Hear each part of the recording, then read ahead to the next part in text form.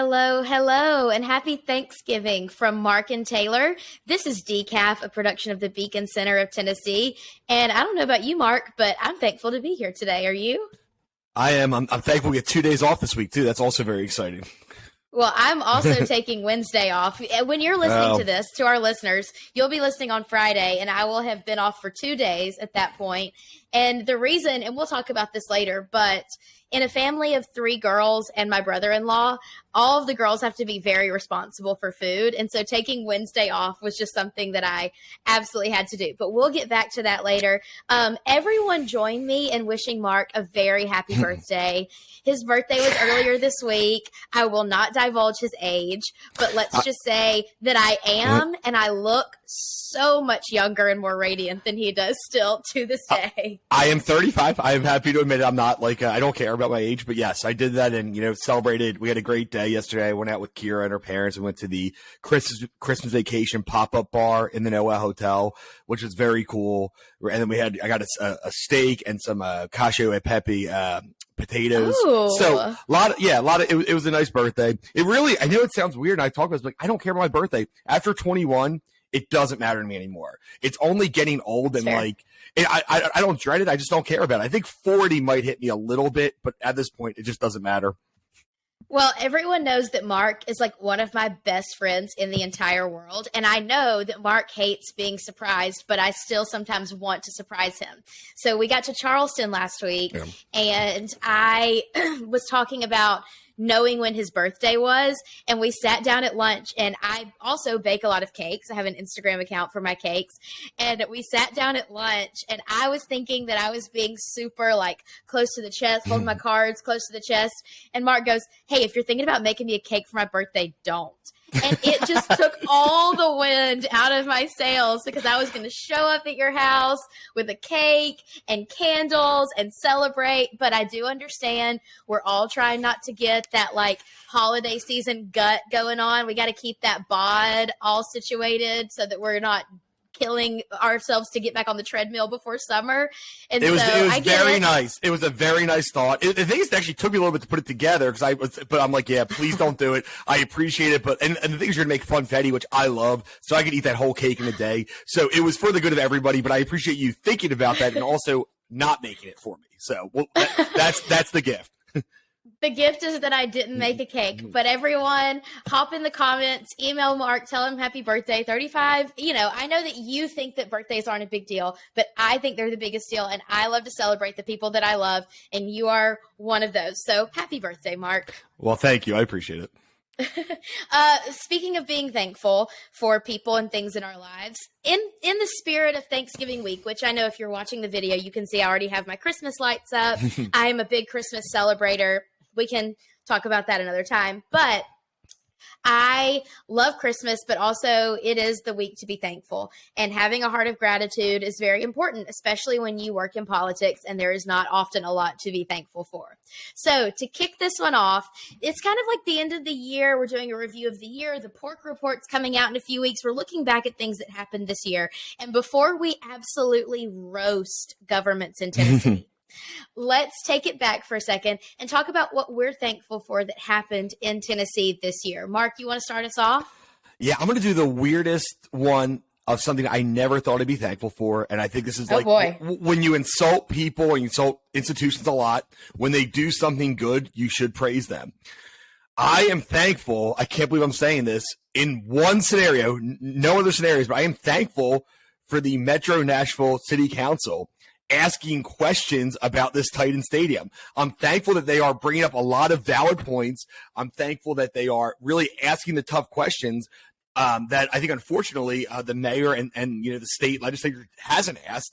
And I am, I'm glad that this is still in the news and it wasn't just a rubber stamp. Hey, let's put the stadium through. They're asking real questions that the mayor doesn't seem to have answers for. So I am really thankful that this story and the Titan Stadium, which is, basically opposed by everyone in the state, is getting its day kind of in the media, and people are getting a chance to ask questions and decide. So never thought I'd say it. We rip on them a lot, but when somebody does something well, you have to praise them. So I am thankful to the Metro Nashville City Council for asking the right questions about the stadium.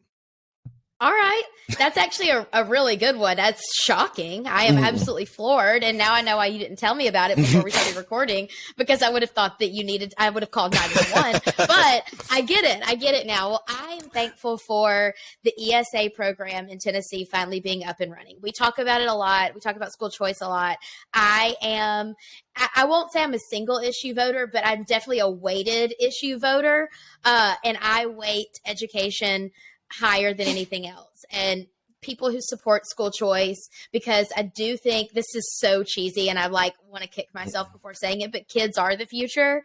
And I think that it's unfair that certain kids get to go to great schools because their parents can afford it, and other kids might be stuck in a situation that's not serving them.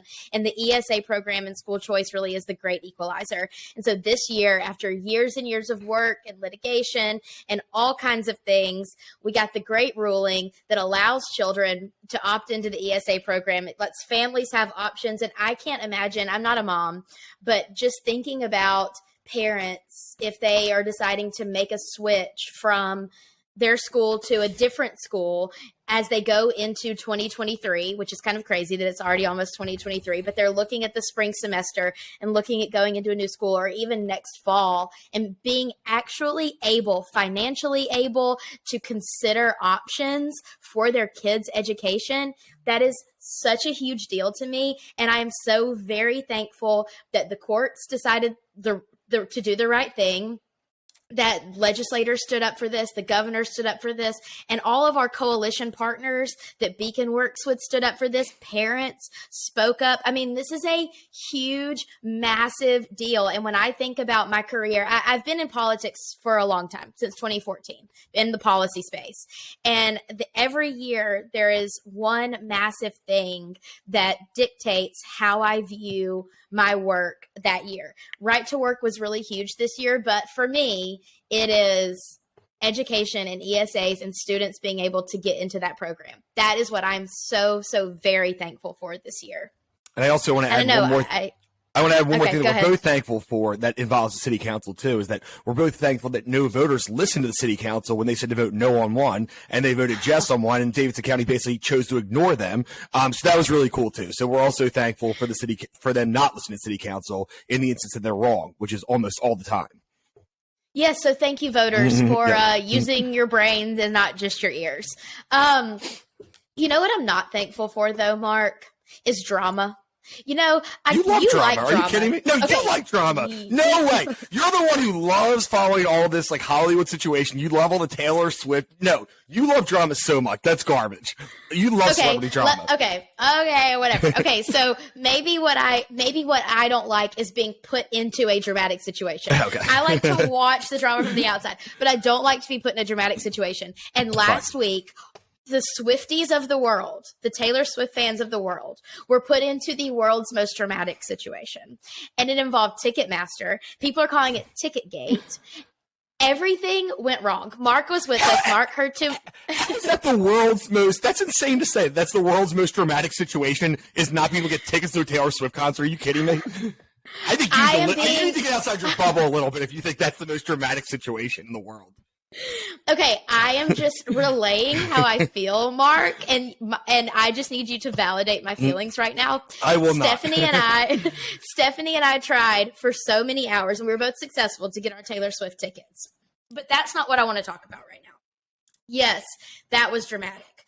What I want to talk about is all of the elected officials who came out of the woodwork, because now they had something to talk about Ticketmaster restricting ticket buying for their patrons. Now, I understand the Taylor Swift camp's frustration with, we told you guys the demand would be high. We told you guys that y'all needed to figure this out, and Ticketmaster didn't. What I personally have a problem with is the government getting involved.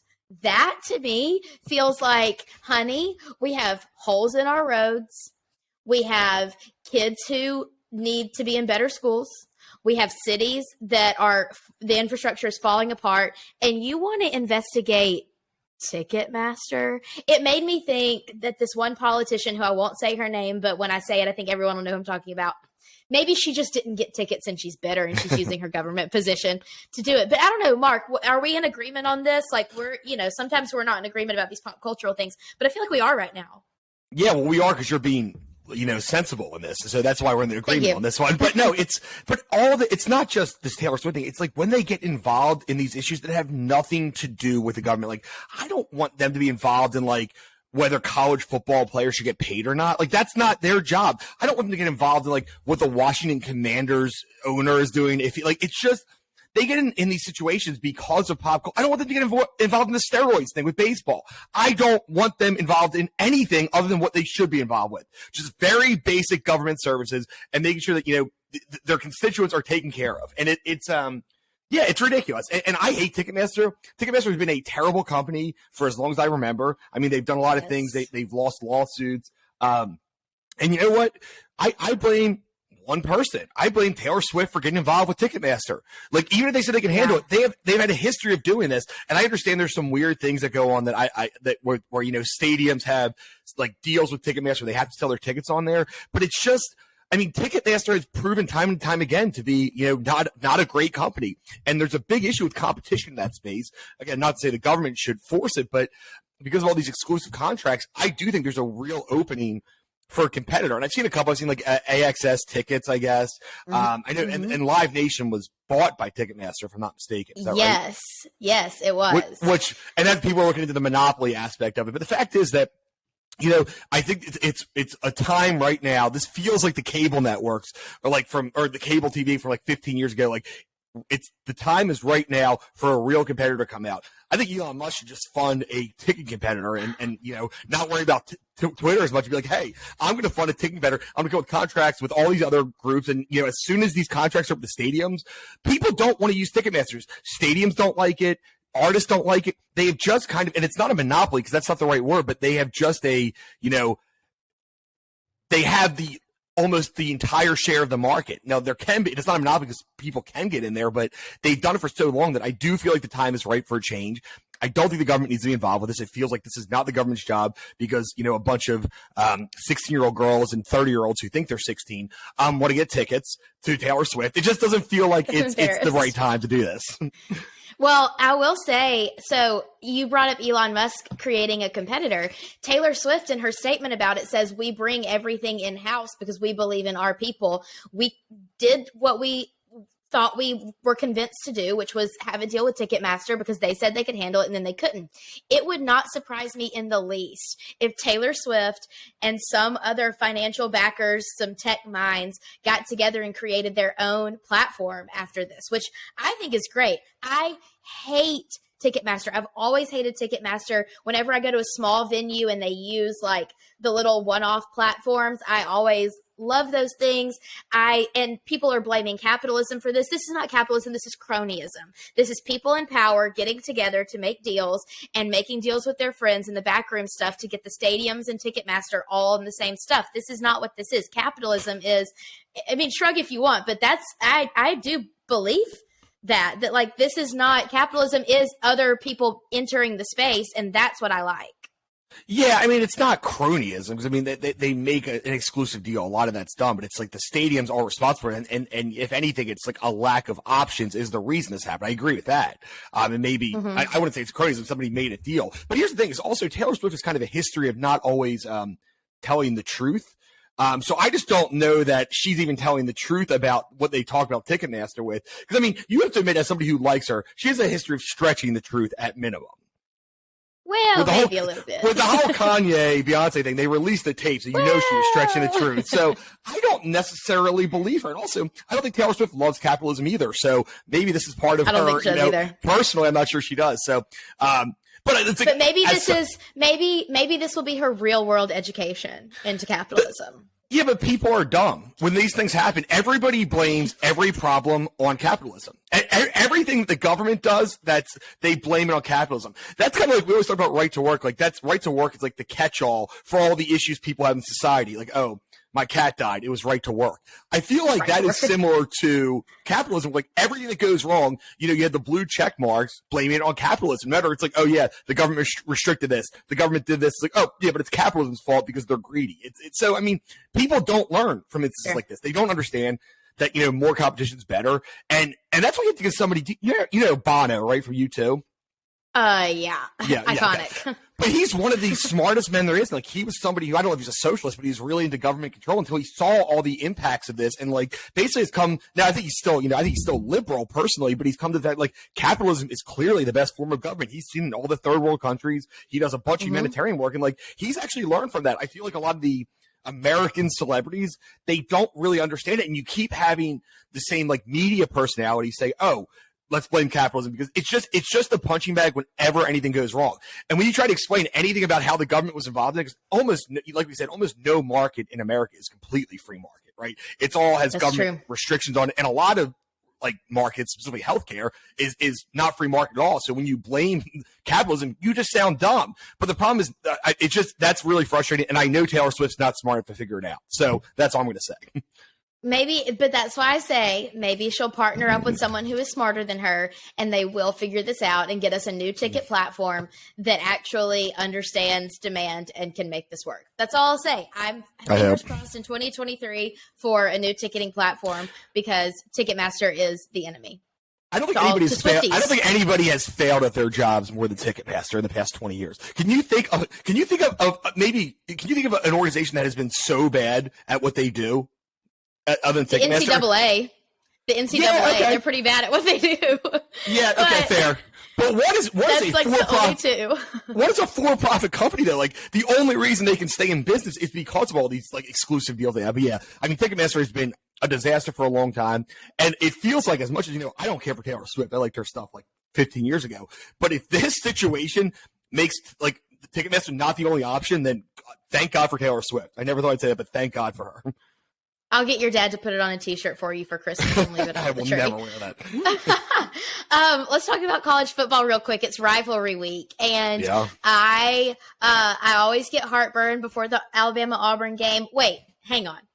Before we talk about rivalry week, I can't believe I just skipped over this. Oh yeah, Mark was blowing up my phone Saturday night because this is what we do: is we talk about when Tennessee fails.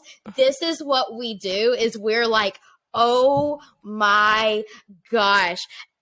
Guys, I know that there's a lot of people listening to this podcast who are Tennessee fans, and there are a lot of people that I know and love who are Tennessee fans, so I'm going to be as gentle as I possibly can. But holy crap, that was not just a loss.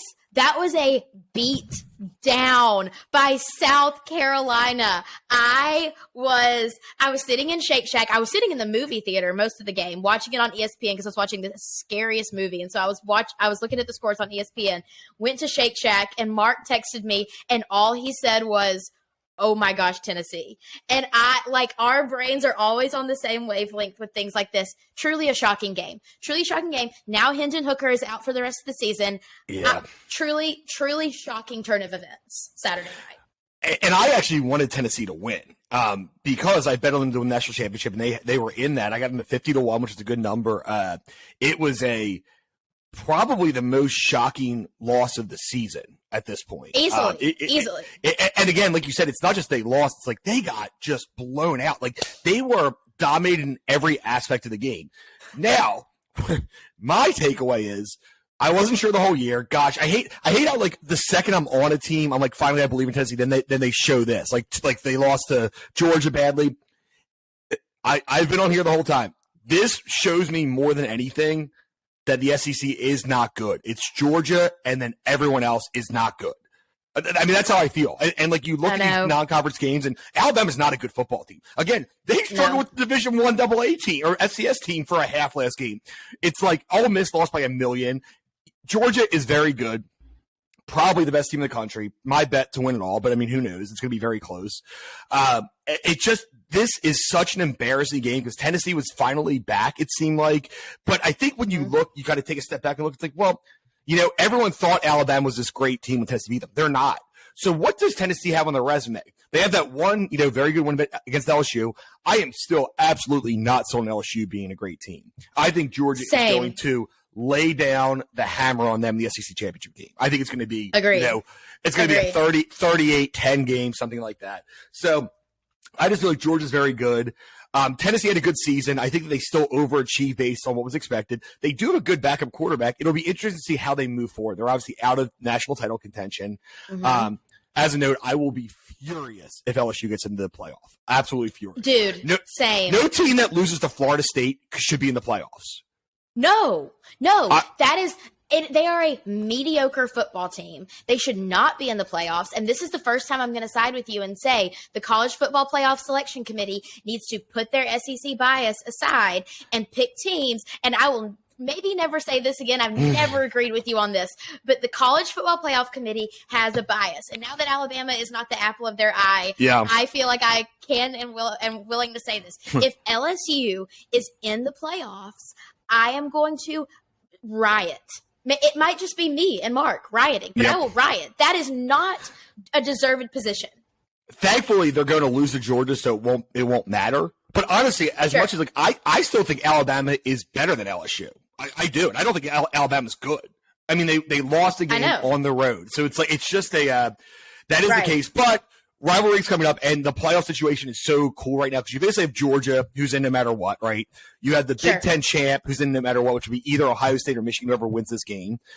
Which is so fun. I know, and then TCU just keeps winning games. They keep winning, and it's like everyone keeps expecting them to lose. They keep being underdogs by 2 or 3 points, and they just keep winning close games. So it's like I don't know if they're any good or not. I don't think they're. I mean, I think they should be ranked third right now. I don't think they're good though. Like, I mean, I'm not sure they can do anything, but they keep winning. That matters. And then you have Clemson, who's doing well. You have USC, who plays Notre Dame, which will be a really fun game this weekend. He's a top 15 team. Who just already knocked off Clemson. So it's a really exciting time. And I think it's cool for people to see other teams. That was cool about Tennessee. I know you don't like Tennessee, but it was cool to see a team like them in the top 4 because we haven't seen that in 20 years. They've been irrelevant. No. Even USC, I don't like USC. They've been irrelevant for the last 10 years. We're seeing these teams. TCU hasn't done anything since 2002. Forever. So it's cool I know. And Michigan was bad. I mean, Michigan was good last year, but before that, they were kind of mediocre for about 10 years. Bad. So it's cool to see other teams in this situation where it's not just, Alabama, Clemson, pretty much just Alabama, Clemson. Yeah, I agree. I have 2 friends that the wife went to Michigan and the husband went to Ohio State. They're high school sweethearts. Ooh. They're married now. They throw a rivalry party every year, and they're pregnant with their first child. So whatever the child is, whatever fan the child decides to be, that's going to be a hotly contested thing next year because she's very pregnant. But I am excited to watch Alabama and Auburn because I live for this game, but I'm more excited to go to their rivalry party and watch Ohio State and Michigan because I personally don't think that Michigan's that great of a football team. And so I think I will be cheering for Ohio State. Sorry to all my Michigan girlies out there, but that is what I'm really looking forward to this week is actually watching a solid, good rivalry game because Lord willing, Alabama and Auburn won't be close. Mississippi State and Ole Miss could be close after what happened last week. Who cares? Yeah, that's true. But what I do want to talk about though really quick before we change subjects is the Lane Kiffin Ole Miss Auburn drama that burst forth on the scenes last night on Twitter. My personal theory is that he will accept a job at Auburn, and the reason that he's not saying so right now is because he doesn't want to bum his team out before the Egg Bowl.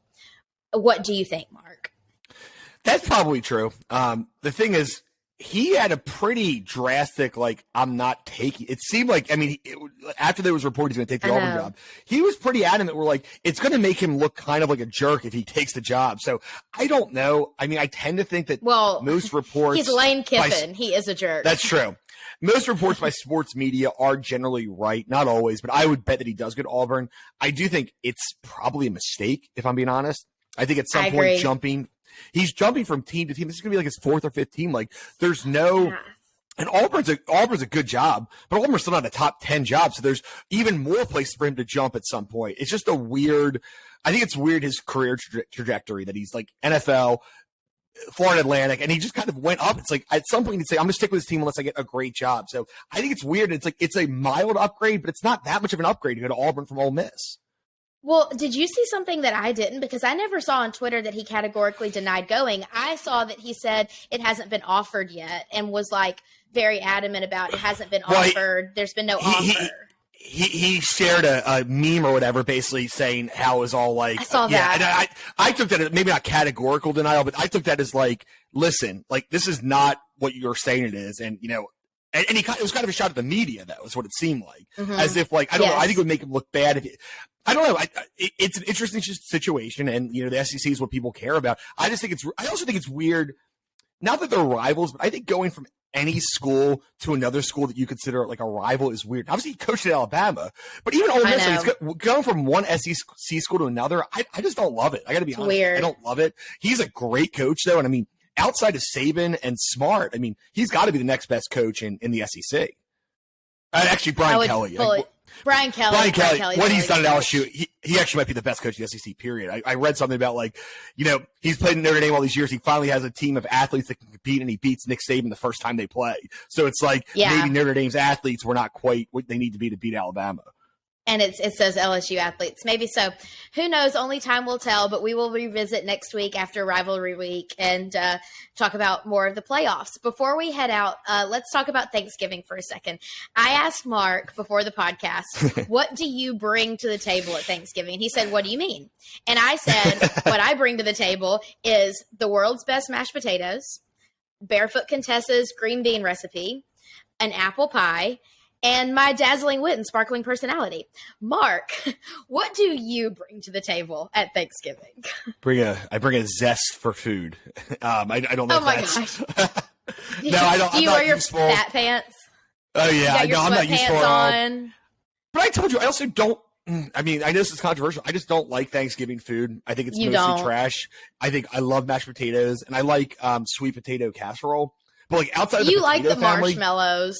Yeah, for sure. But like outside of the potato part of it, I have no interest. I think turkey's so mediocre, and it's like I'm looking forward to the day, and I look forward to football and spending time with family. But like, I don't care. Like, I would not. If somebody asked me to make something, I would bring like Wendy's or something to there. I would say this is cool. My family, we all do, like, for Christmas we cook dinner and or whatever they do, roast beef sandwiches, Northeast stuff, but.